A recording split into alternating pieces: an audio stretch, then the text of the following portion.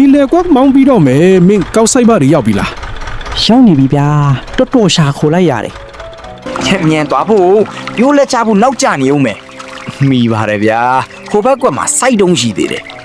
စိုက်လို့အဆင်ပြေလားဗျ ပြီးတယ်ဟေးတမန်ကညံ့နေတာပဲတော်တော်စိုက်ပြီးနေပြီပဲဟင်းချက်တာနည်းနည်းကြာသွားတယ်ရောက်ပြီနော်ဘိုက်စာနေပြီလား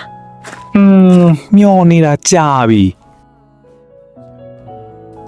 ယောက်ျားကြိုက်တဲ့လက်ဖက်တုပ်ရှဲတုပ်လာတယ်ရှာလေသွားစီရမယ် ဟုတ်လားရှိနွေချမ်းလေးနဲ့တော့ရှယ်ပဲဟေးဒီနစ်စပါးစီကောင်းရင်တော့အလူလုံးပဲစဉ်းစားထားတယ် ကောင်းတော့ဗောတော့